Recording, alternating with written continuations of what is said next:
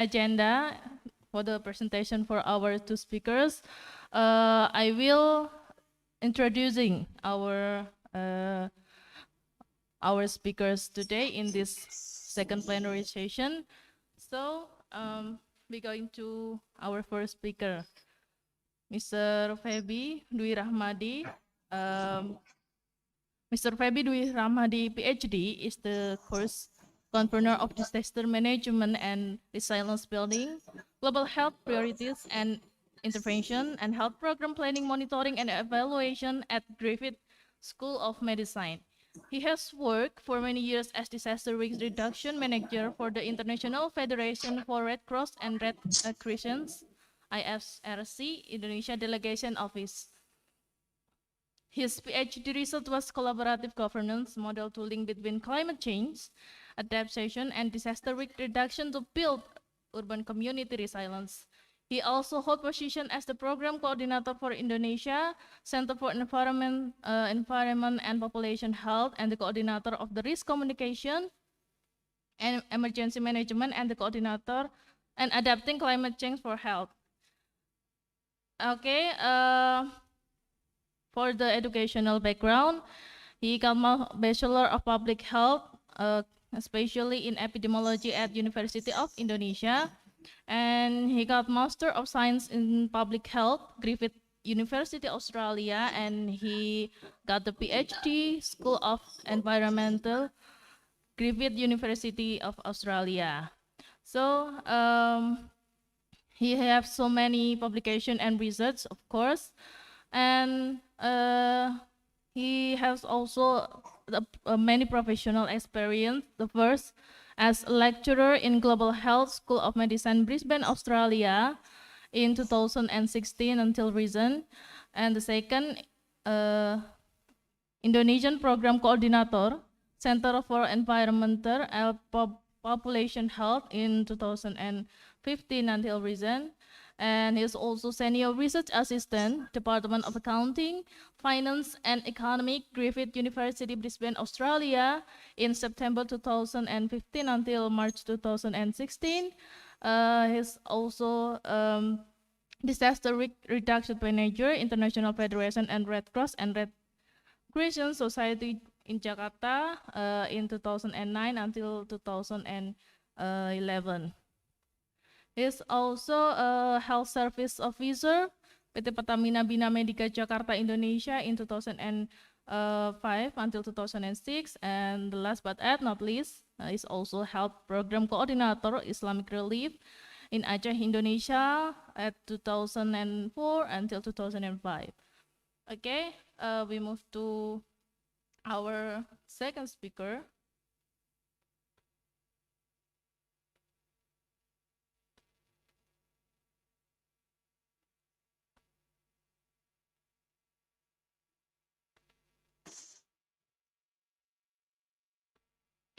Okay, our second speaker, Mr. Igusti Agung Madewardana. I usually call him Mr. Agung, yeah, or Mr. Igam. He is an assistant professor at Department of Environmental Law, Faculty of Law, Universitas Gajah Mada, Indonesia, with all research interest in social legal studies, environmental law, comparative law, law and development, social movement, and spatial planning law and governance. He got Bachelor of Law degree at September 20 until 2004 at Faculty of Law at Majaya University of Yogyakarta, Indonesia. And he got LLM or Master of Law at University of Nottingham, the United Kingdom in 2011. And then he got a PhD or Doctor of Philosophy in Asia Research Center, Murdoch University, Australia. And currently, he has running the postdoctoral program, postdoctoral research in 2021 at Max Planck Institute for Comparative Public Law and International Law, Heidelberg, Germany. So he has so many publications, of course, and journals, and he got some awards First, Alexander from Humboldt Postdoctoral Doctoral Research Fellowship in 2021. The second award is Murdoch International Postgraduate Scholarship in Murdoch University in 2013. And the fourth, he's got International Fellowship Program at 2010 until 2011.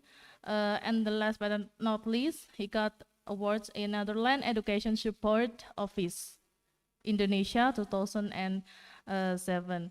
So both of our speakers have so many experience about our theme of this conference, and we will going to our main agenda is the presentation of our two speakers in this plenary session. So the first change, I will give the first stage to Mr. Febi. Yes. Okay, Mr. Febi. How much time do you have? For each speaker, I will give time not more than 20 minutes for a presentation. Okay. Just welcome, Mr. Febi. Okay. Please allow me to share my screen, right? Okay.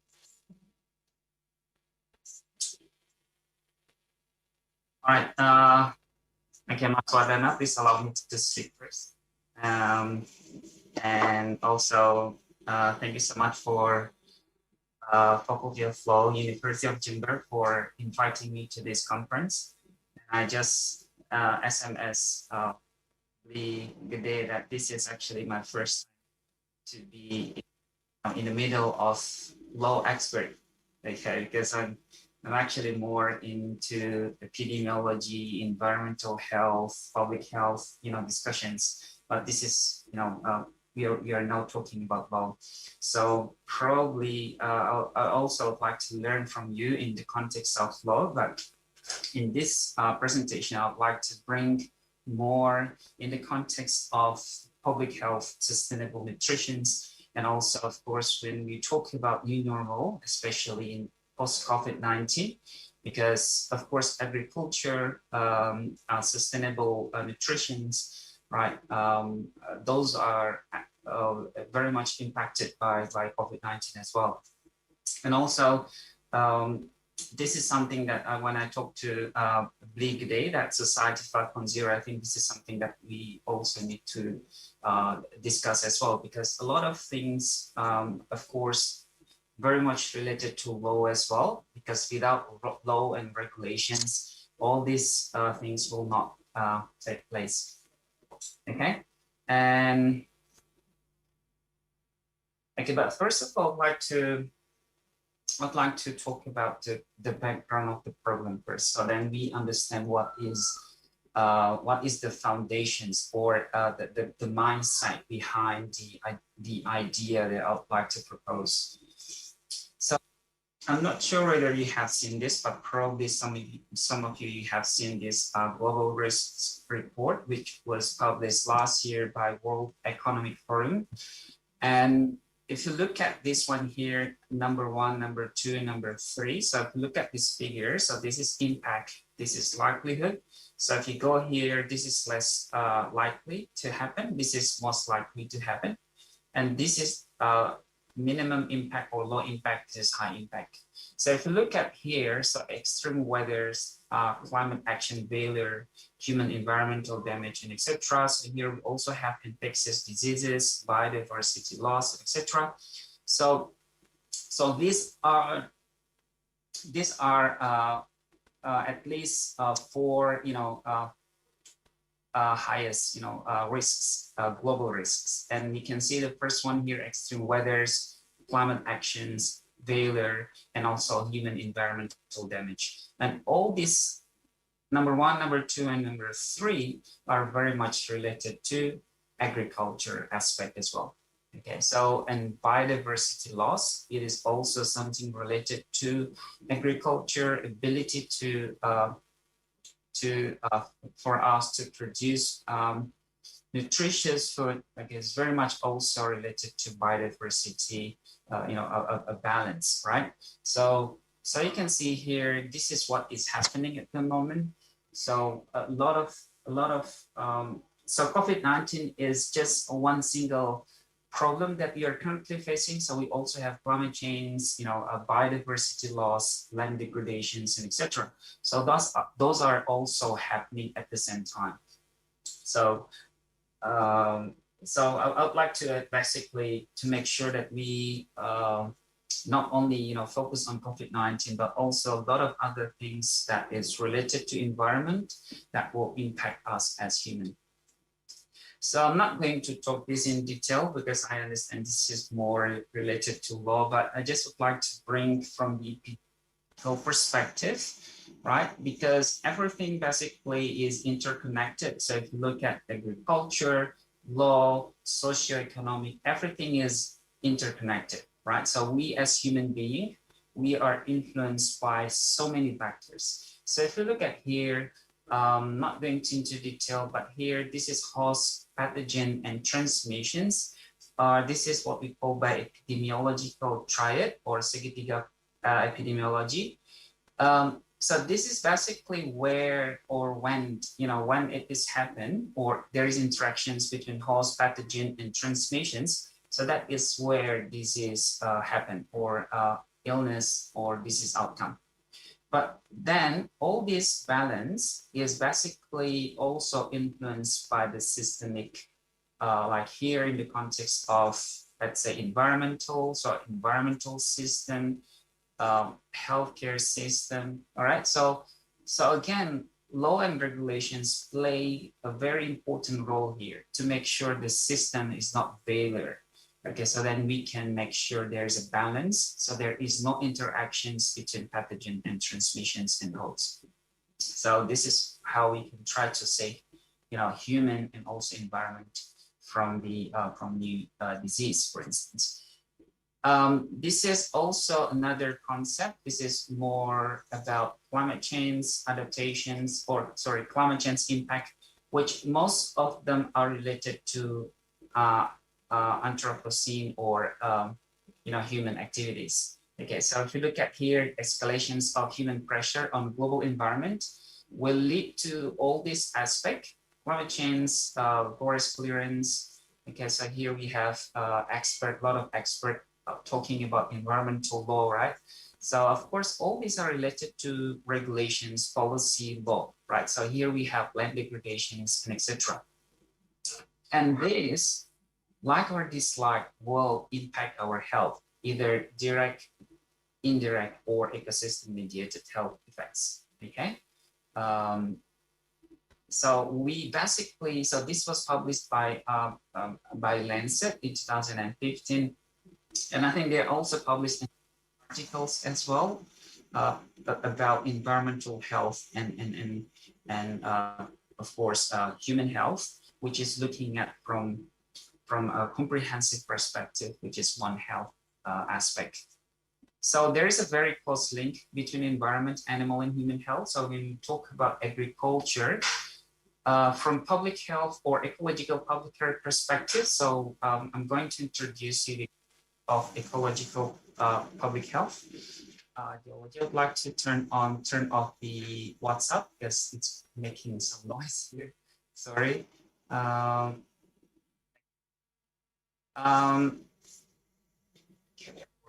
Okay, so then agriculture, of course, we cannot just talking about human. All right, so I'm not sure, but this is what we're supposed to do. Okay, so if we just focus on human, then we will destroy the environment because we will be using a lot of chemical or fertilizers, and our focus is just to fulfill human needs. And this is what personally, myself, hopefully we don't do that. Okay. And so our Mother Earth is dying to massive globalizations, urbanizations, industrialization, and etc. Environmental degradation, so which is also agriculture aspect, could also lead to environmental degradations if it is done without sustainability or without thinking about the risks.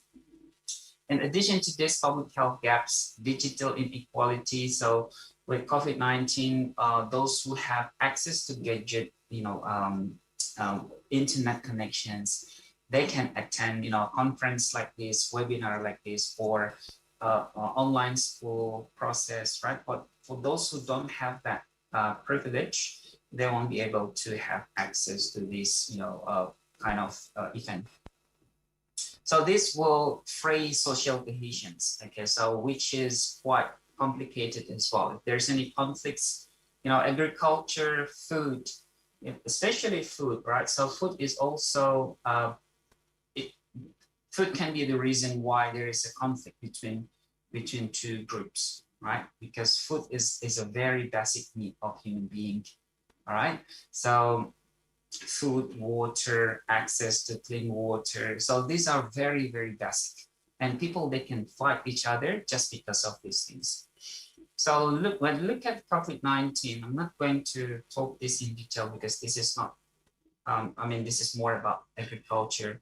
But what I would like to highlight here is that, so when we know that plastic could lead to environmental damage, especially now, if you look at the report that every minute there is actually 2 million plastic waste in the world being used. So when moderator said to me that I have 20 minutes, so when I finish speaking, so there is actually 40 million plastic waste, and some of them will go to the oceans, become microplastic, become microplastic, and that can be also a problem for our marine life. And if you look at here, COVID pollution's global plastic waste footprint, so there are a number of different ways by healthcare. So we have syringes, surgical masks, face shield, and etc. So this will also go to our environment as well.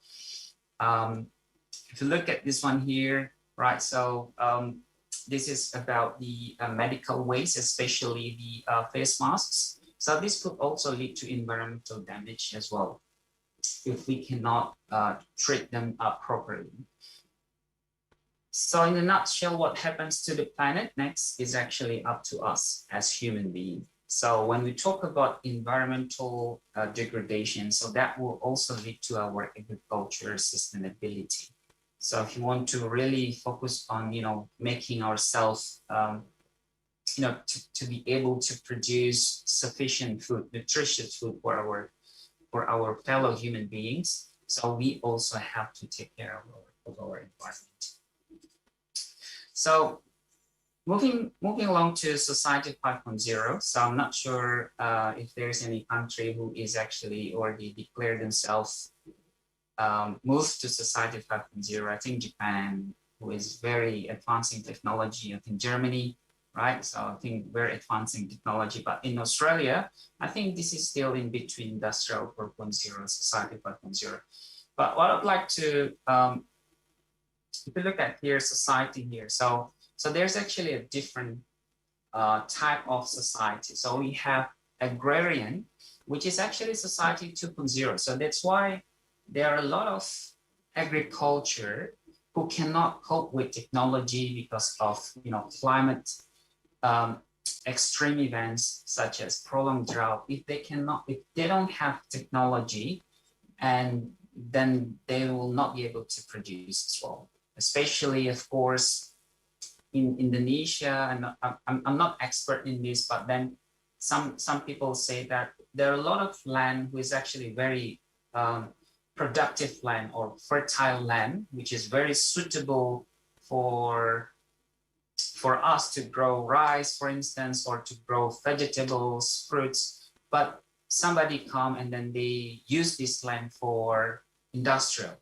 Okay, so then they change the use. Okay, so this land, like especially in Java Island, it is very fertile, very green. That's why the song, right? So lempar tongkat jadi tanaman. So that is supposed to be our land. But what happened now? Okay, so what happened now? Why we import a lot of goods? Okay, a lot of of course rice and etc.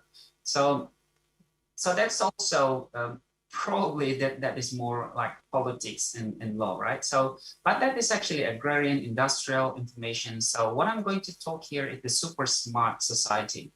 So later I'm going to provide you an example if time is allowing me to do that. So we are actually based on data. So we're looking at um, how people actually use their food, okay? So how, like especially in a city called Logan. So Logan is just next to Brisbane. So we actually collect informations, okay? Because Society 5.0 is a data-driven society. So data is very important, okay? Without data, then it won't happen.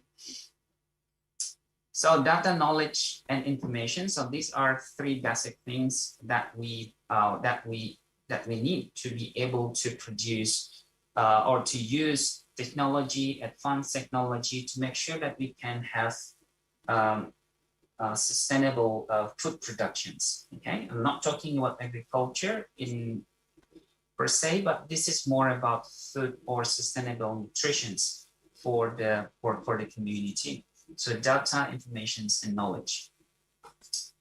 And what is the difference between knowledge or information society, which is industrial 4.0 era, and then also what is the difference? Oh, compare with the society 5.0, which is data-driven society.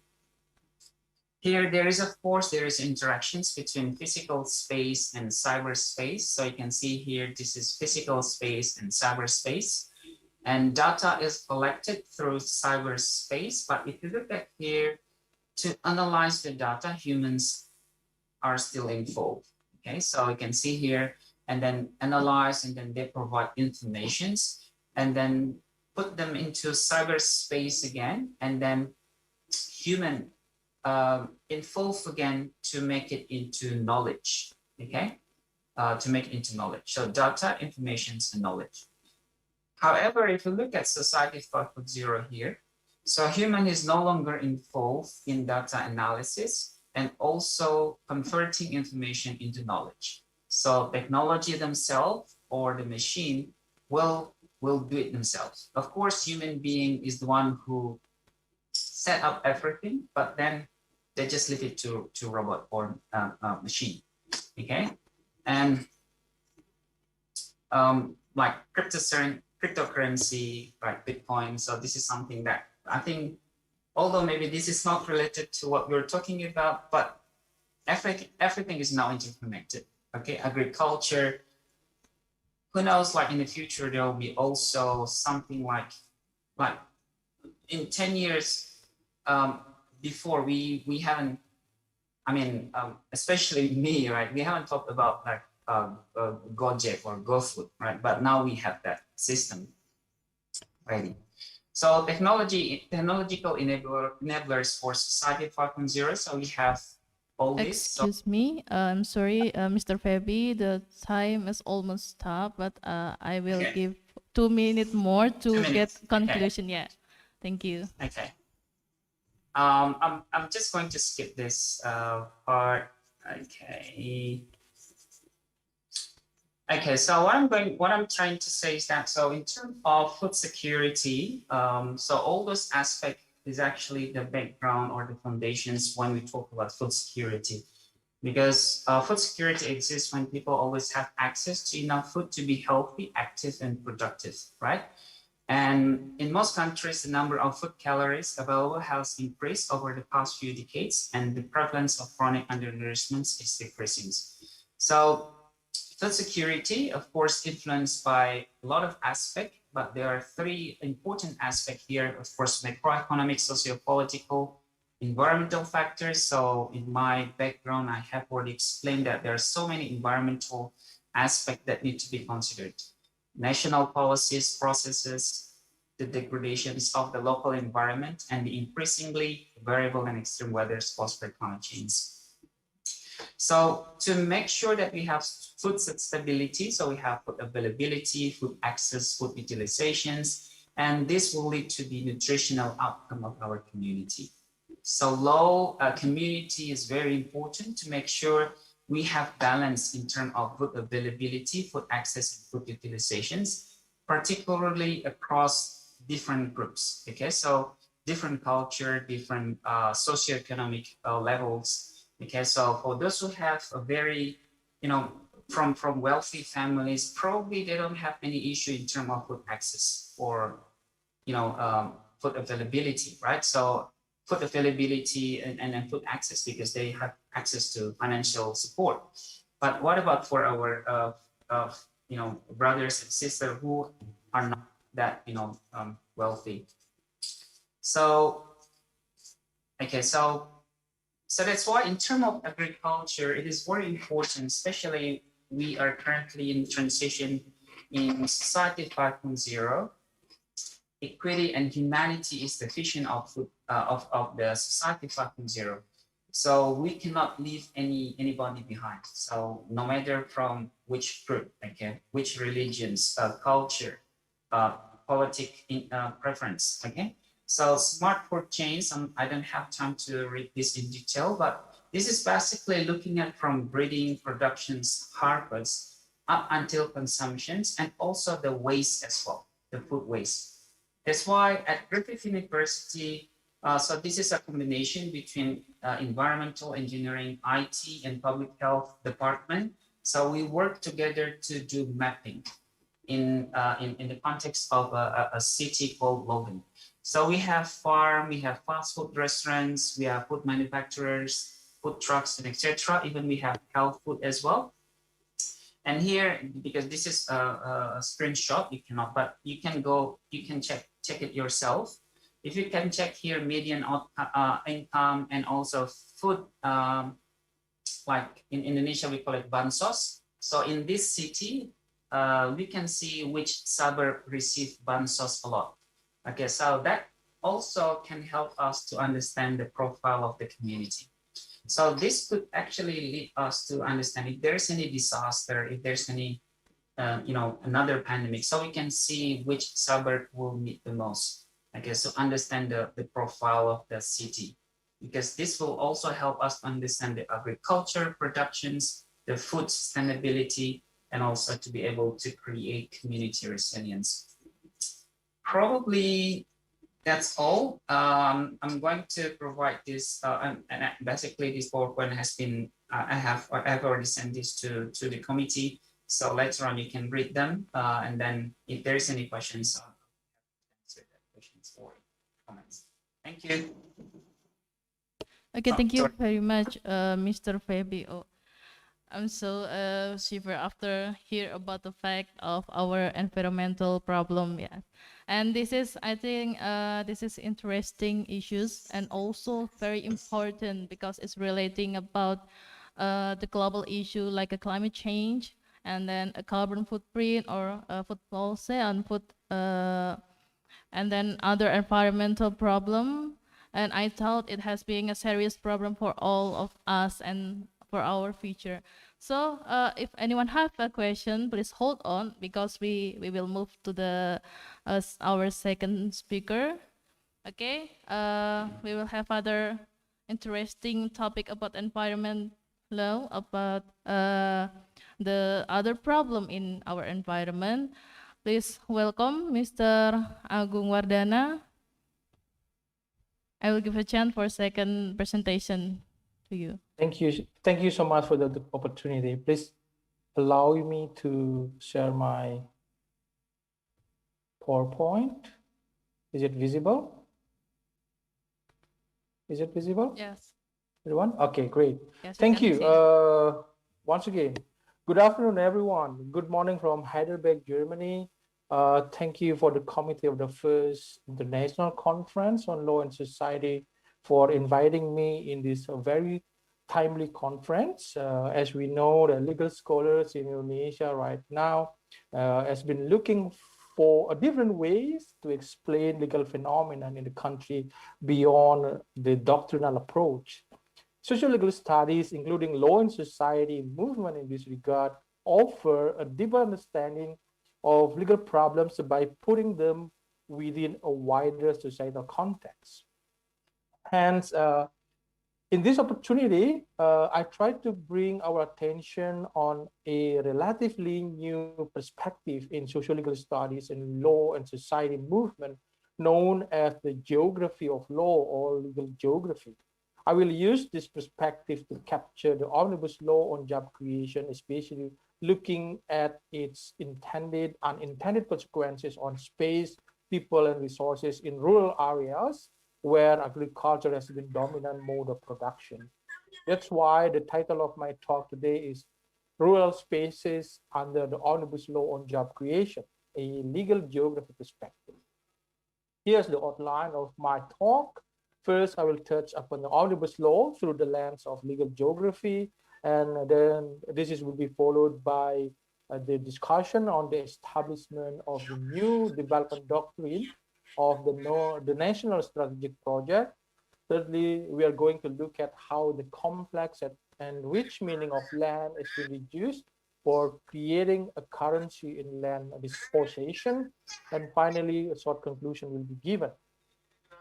And let's start. Excuse me, it's still a bit noisy from the audience. Okay, thank you. The omnibus law through the lens of legal geography. As we know that in the October 2020, the government of Indonesia enacted a controversial piece of legislation known as the Omnibus Law on Job Creation. It aims at boosting economic growth in the country as a response to the economic slowing down caused by COVID-19 pandemic. However, from the beginning, the lawmaking process has been controversial because the lack of public participation and, most importantly, the dominant roles of business actors in the drafting.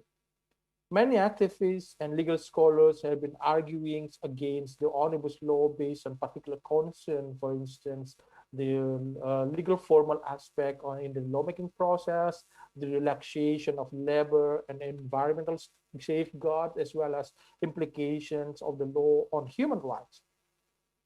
As an instrument for economic development, the omnibus law should be understood as a process through which the state reorganizes space for investment in which people's livelihood, especially those who are in rural area, will be implicated.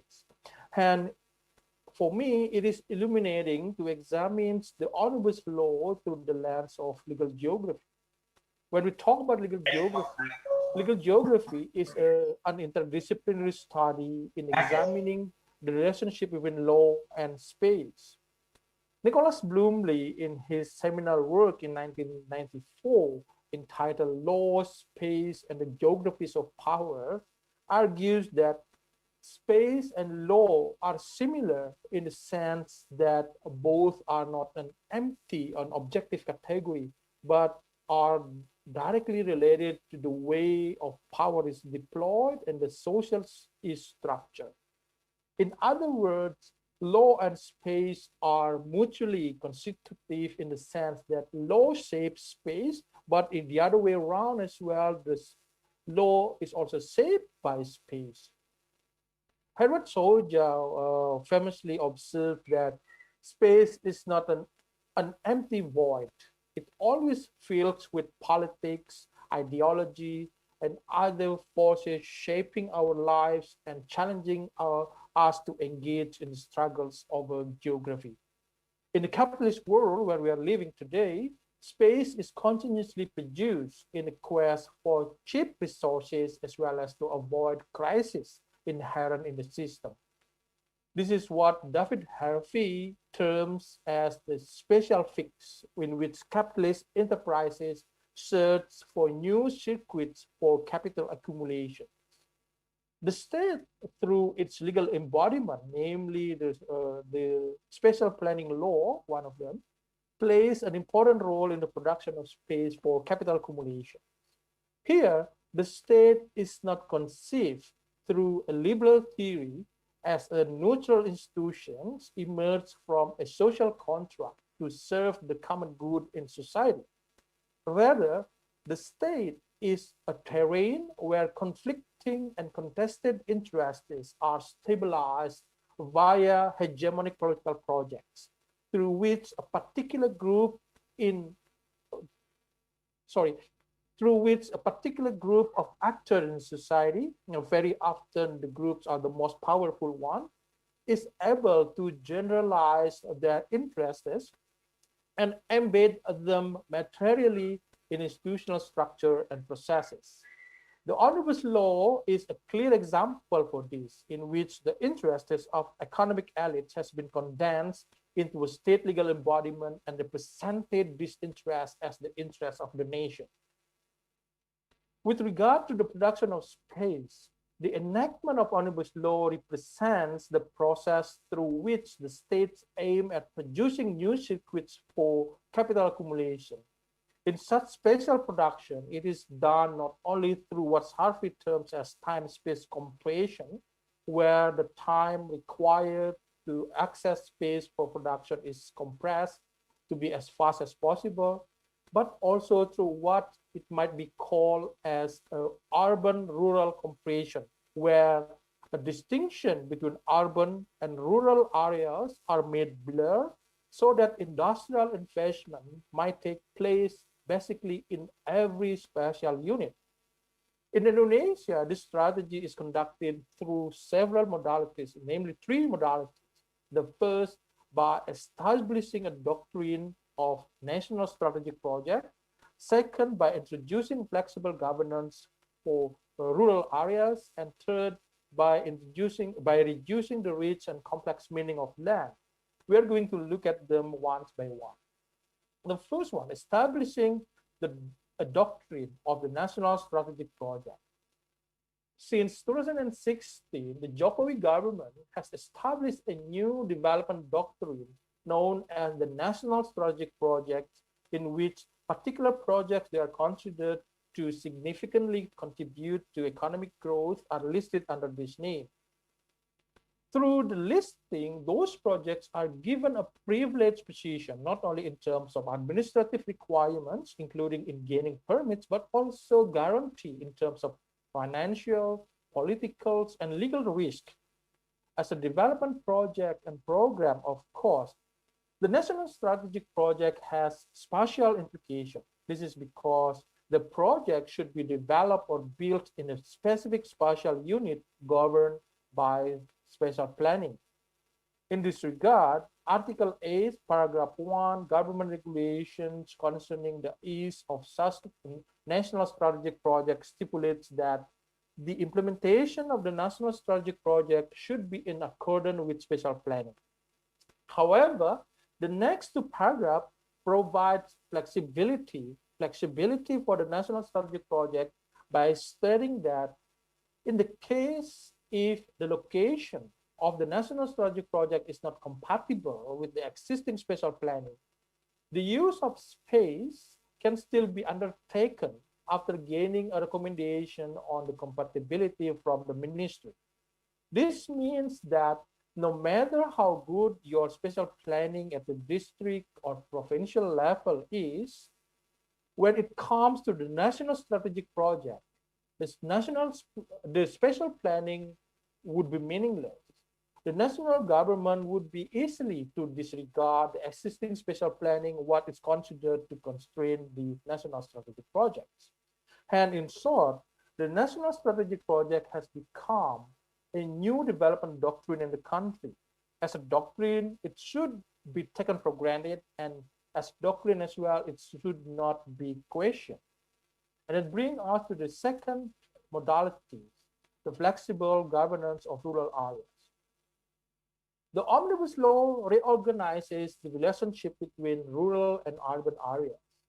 As we know, there are several distinct features between the two. First of all, in terms of the economic production, the rural areas are predominantly based on agriculture, while the urban is non-agriculture, namely industrial activities and so forth.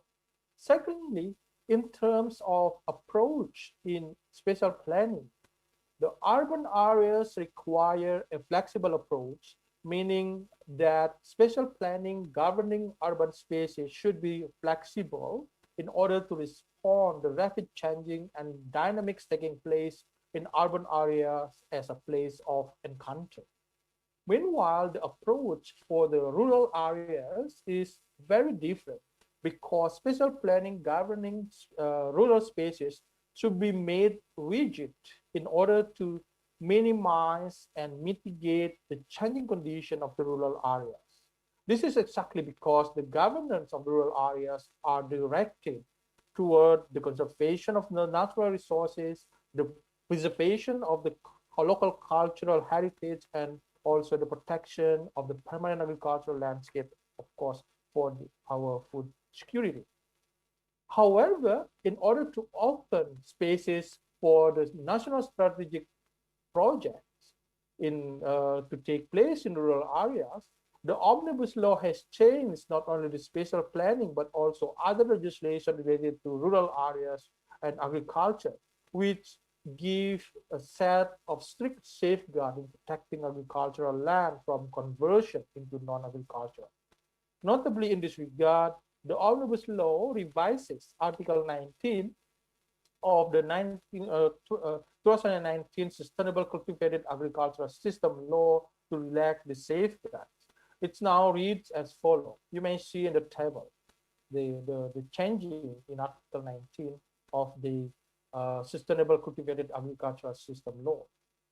Omnibus law revises the article in several respects. First, it adds another criterion to justify the conversion of cultivated agricultural land by incorporating the National Strategic Project, as you may see in the paragraph 2, while the conversion for public interest have its own list on what can be regarded as development for public interest.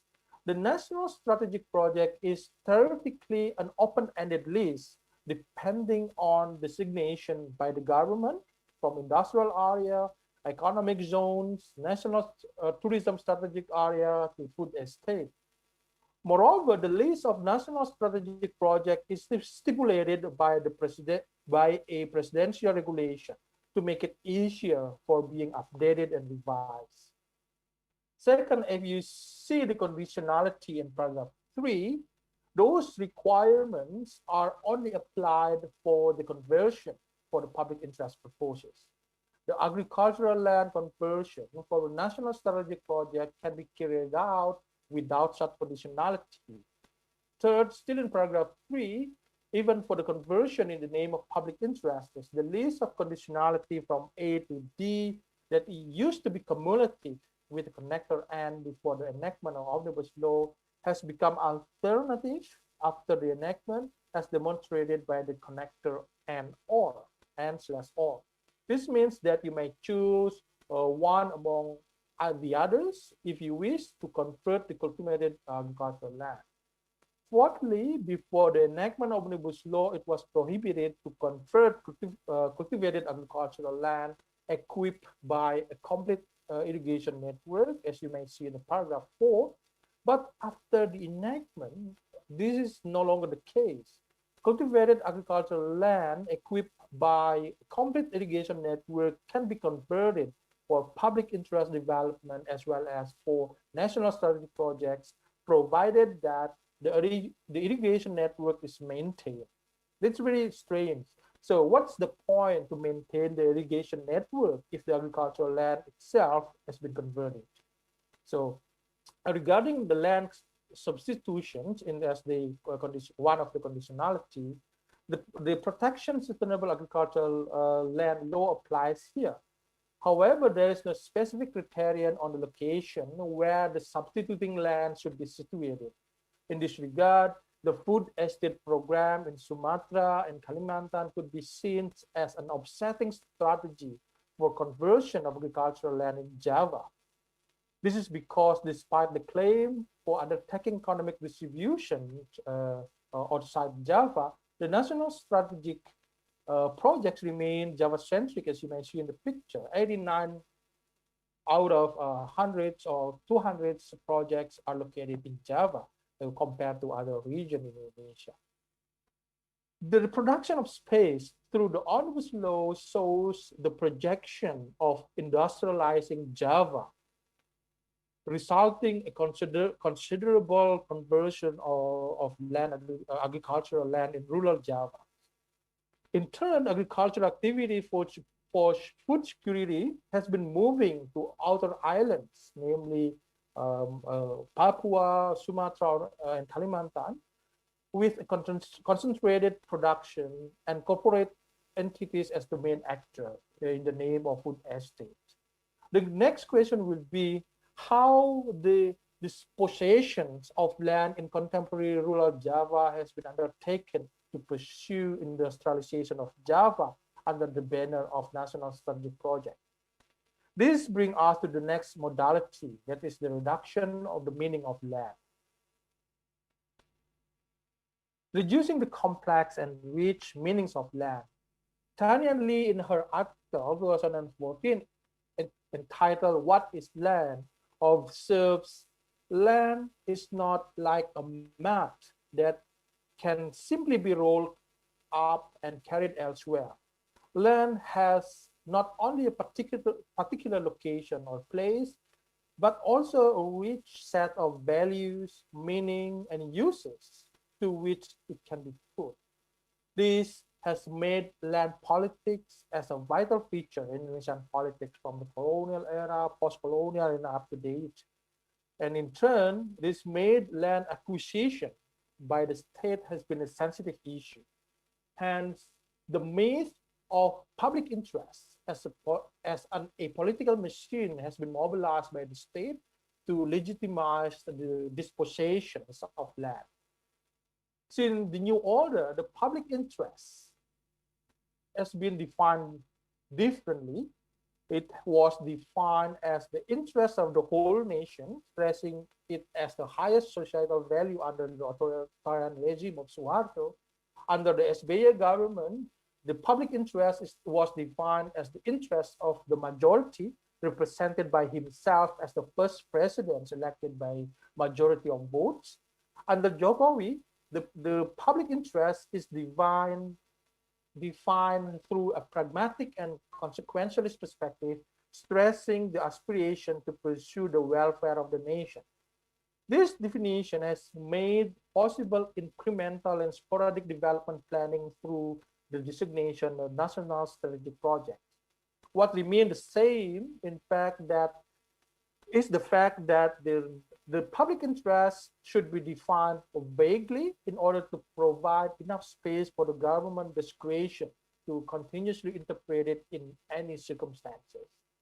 In this process, the myth of public interest in undertaking development project may be used to mobilize public to support the project, assuming that the general public will be served by such projects. Moreover, the myth of public interest also provides a moral, legal, and political means to label, to stigmatize those who refuse in giving up their land for development projects as a selfish citizens against the interests of the general public. In making land dispossession possible, parties involved in the process should share a similar currency.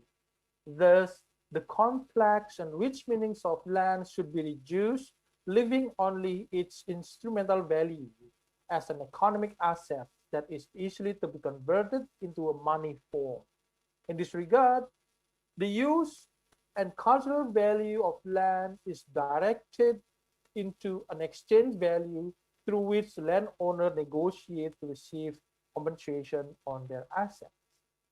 In addition, reducing the meanings of land does not only limit the possible solution in the form of compensation, but it also serves a neoliberal concern to reduce the cost of transaction in acquiring land.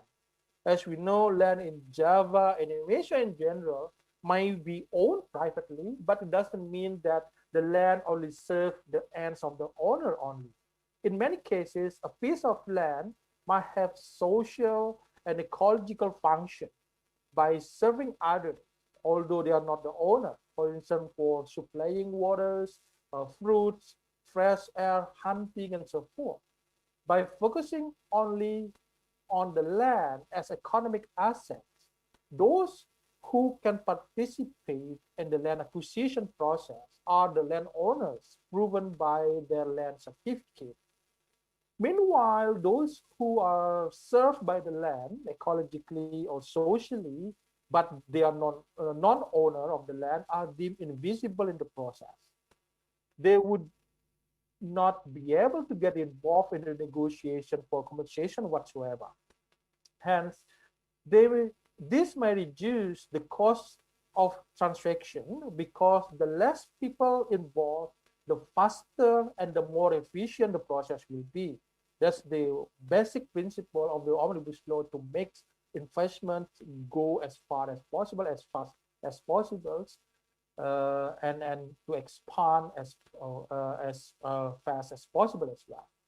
Not only that, in the context of rural movements, again, appropriation of land for national strategic project, as you may see in the Wadas village, in many parts of Indonesia, where many people are mobilized themselves to review the national strategic projects in Mandalika, for instance.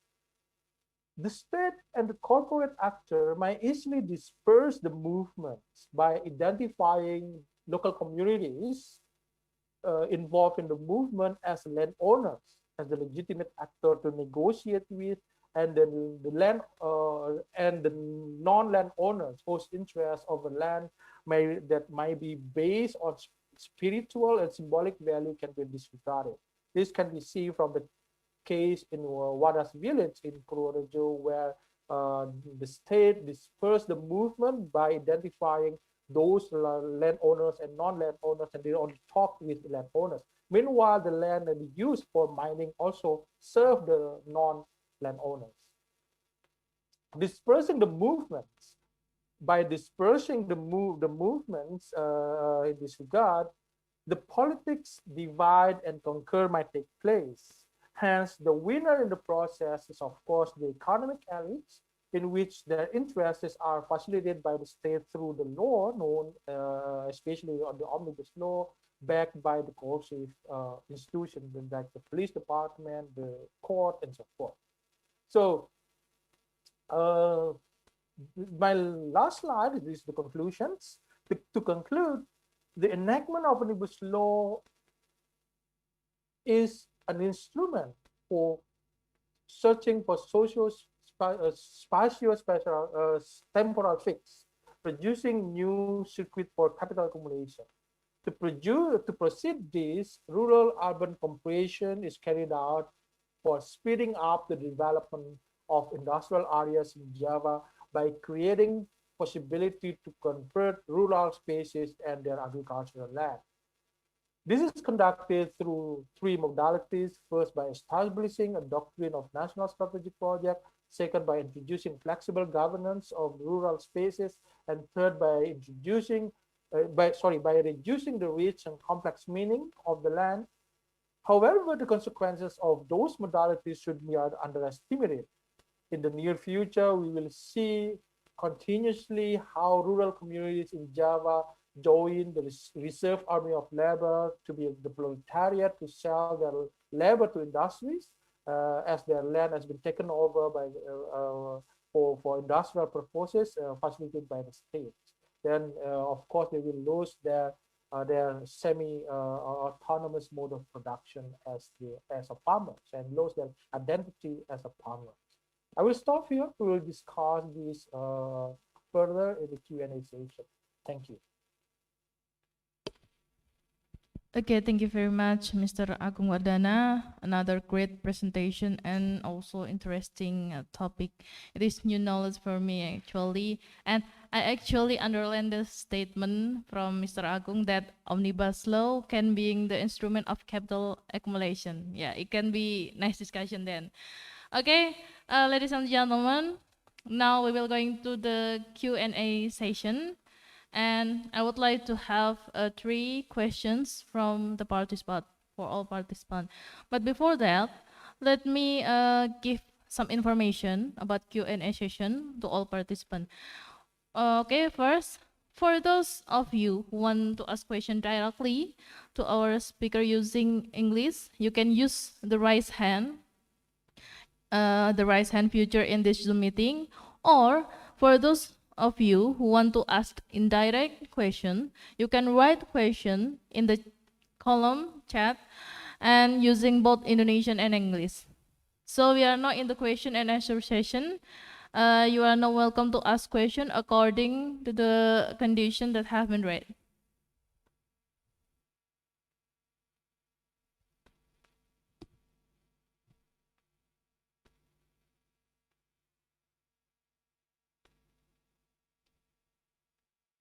Is there any questions from all participants?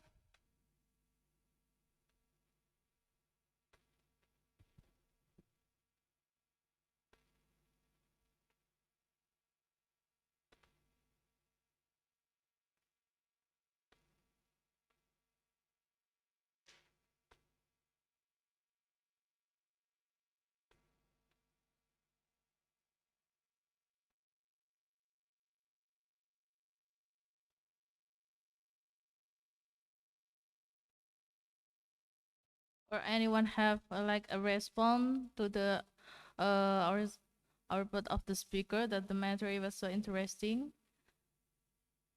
Please give the response or question. You can give in the chat or raise hand.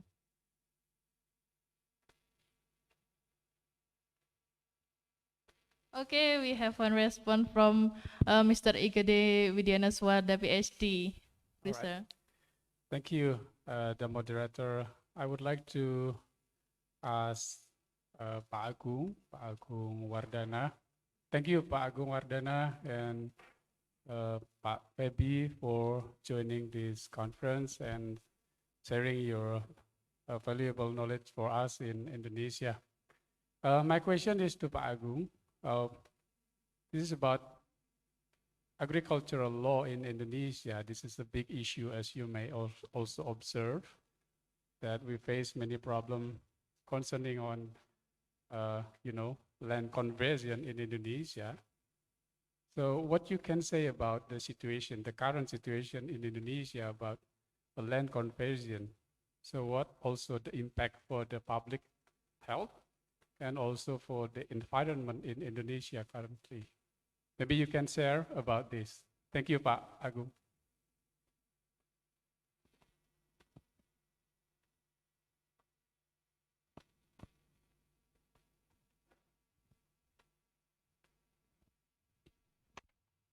I will give the change for other participants or maybe have any questions. If is there any question, I will give a chance to Mr. Agung to give answer for the question from Mr. Gede. Yes. Thank you for the question, Pak Gede. Yeah, it's the land conversion from agriculture, non-agricultural in Indonesia has been very alarming, especially in Java. As Mas Febi mentioned, Java is a relatively good place for conducting agriculture for foods, rice, and so forth, our staple foods. But nowadays, through the omnibus law, the projection land use in Java is moving from agriculture to industrialization. So when they bring Java into the next stage, which is industrial area, by developments of industrial areas in Batang, for instance, and by developing industrial areas in Java and concentrating on industrial area in Java, we know that industrial area would require infrastructure. For instance, would require electricity, would require water, so it requires roads, for instance. And that would have a very detrimental impact for agricultural land as well, right? In order to build coal power plants, you need huge tracts of land. So you need to convert agricultural land in order to build road as well. And in many cases, that's when we put them together, that's we can see the trajectories, or we can see the projection, how the government project Java into the center for industrialization. And the question would be, where will be the location for the center for food? Then that's answered by the government during the SBY, for instance. It's answered by the government by developing the integrated Merauke food and energy estate, for instance, Mayfair, yeah, Merauke integrated energy and food estate.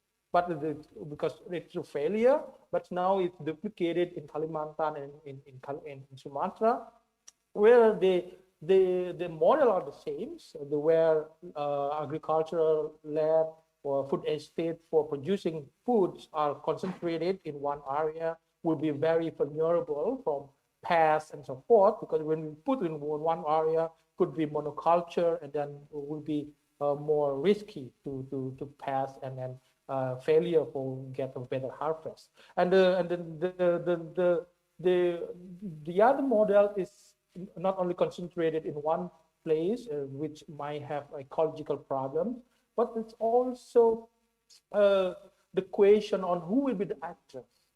Will be this land distributed to landless farmers surrounding the area? No, it's concentrated. The main actors in this process, in this project, even corporate business actors. If you read the investigation from Tempo, for instance, development of food estate in Kalimantan has been backed by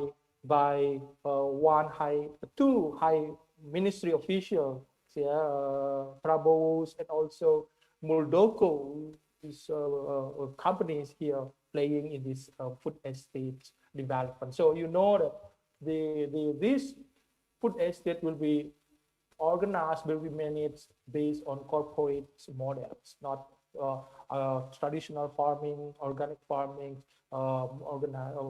by collective farming by ordinary farmers. That's will be the social problem, because if you farmer want to work there, then work to be a labor, not as a farmer. Yeah, they lose their autonomy as a farmer. As a farmer, you know that if you have all those small plot of land, if you work as a farmer, you have your autonomy, whether you come to your rice field at 9 o'clock in the morning or 10 o'clock in the morning or 1 o'clock in the morning, or you want to stay home at all, that would be shouldn't be a problem for you, right?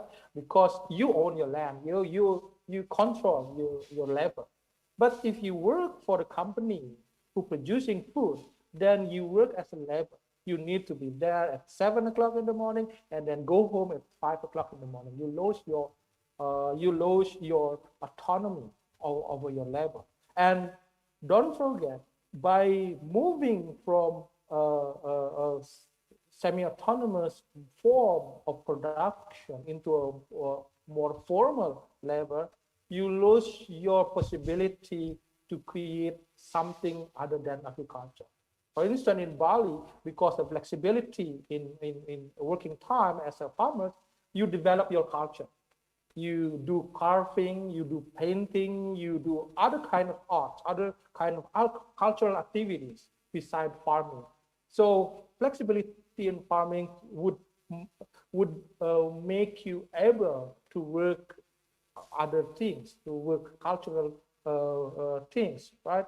But being a labor, you spend your time, your whole life in the factory, in the rice fields, so you limit your possibility to conduct cultural work.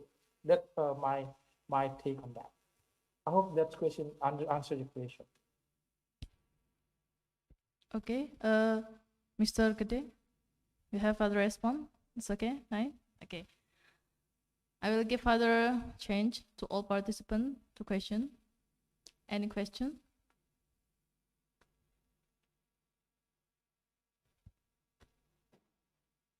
Any other question for our speakers?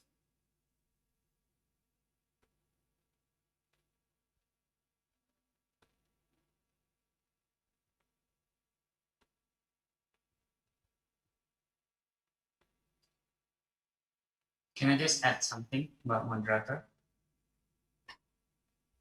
Okay. Yeah.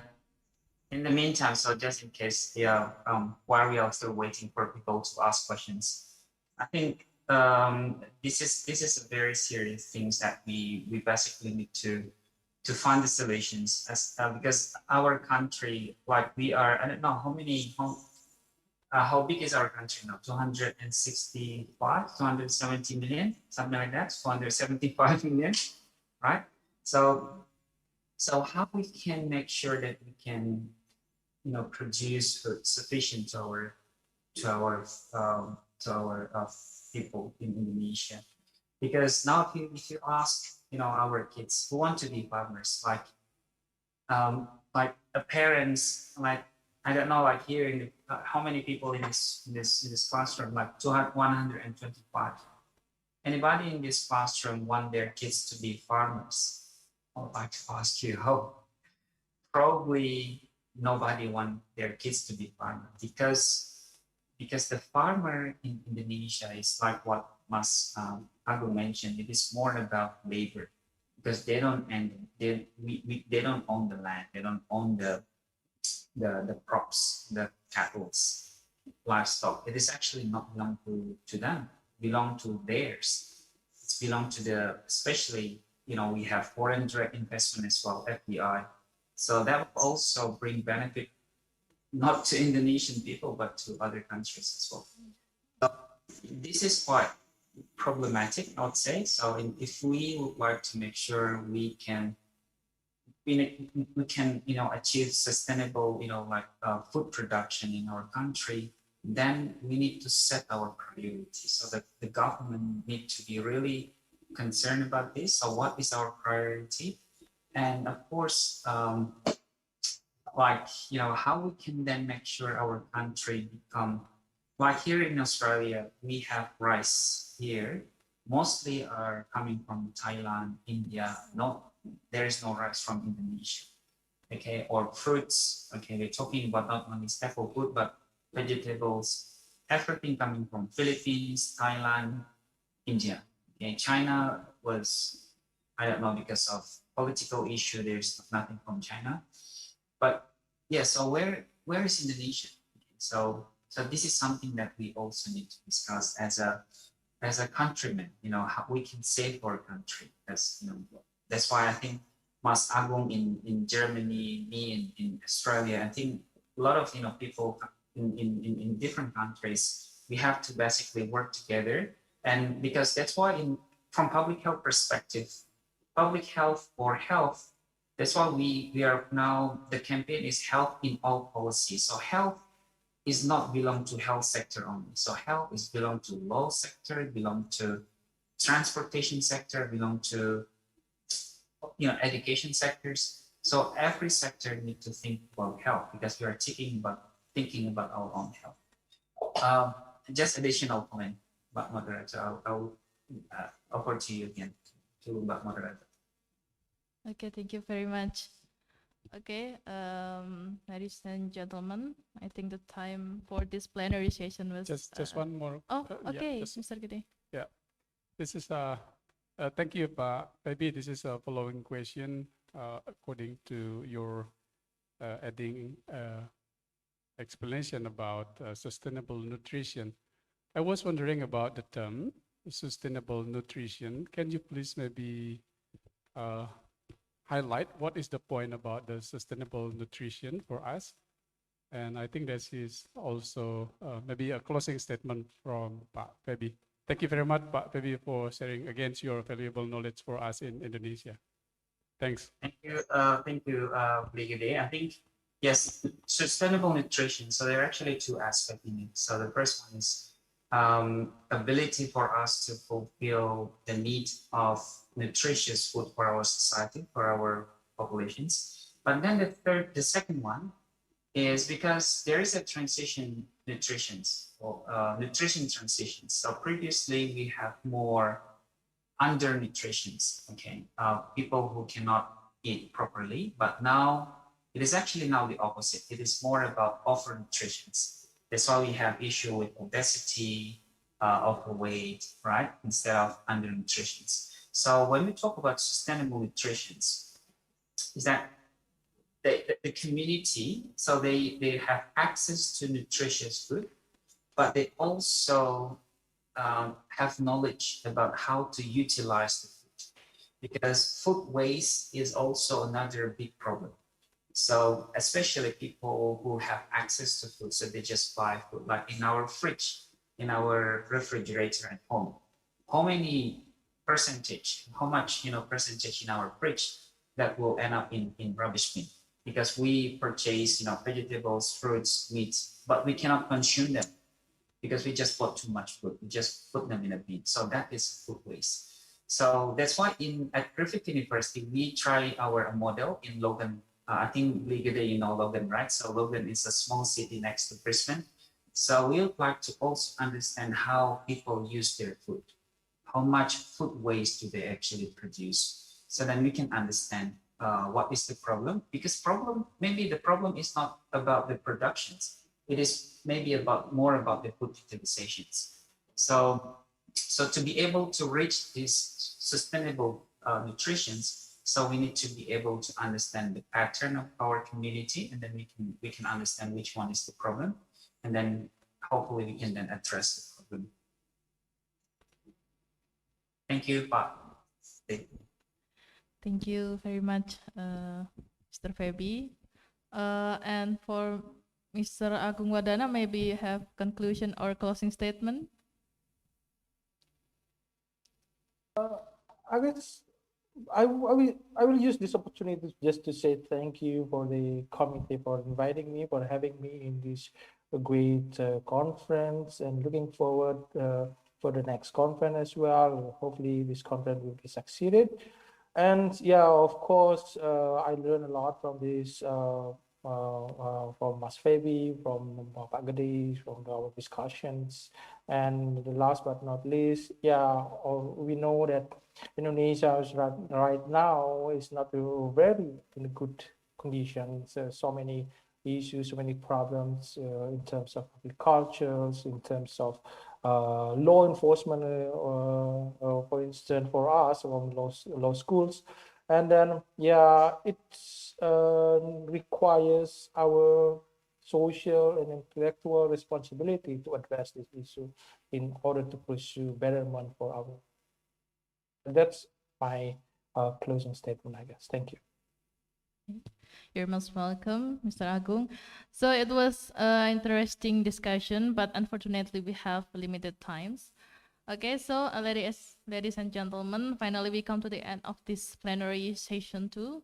And I would like to thank you for the speakers for their informative and interesting presentation, to Mr. Feby Dwi Rahmadi, PhD, and Mr. Agung Wardana, PhD. Give them applause.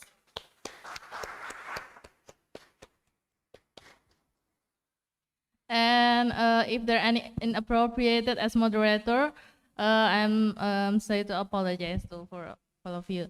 Okay, finally, to the next session, we will be panel session. So it will be divided into 9 breakout room with 1 moderator for each room. So for the next chance, I will give time back for the MC. Thank you very much. Assalamualaikum warahmatullahi wabarakatuh. Good afternoon. Thank you. Thank you, Mas Feby. Stay healthy. Thank you, everyone. We would like to say the greatest thank you to the Honorable Ibu Feni Tria Yunita for moderating the plenary session 2. What an insightful introduction, isn't it, Ray? Yeah, you are right, Ray. So, moving on, the next agenda is panel session 2, which is going to lead by the moderator from each breakout room. And now, we are pleased to the moderator to assign all presenters to join the breakout room. And for the presenters who are invited, please accept the invitation.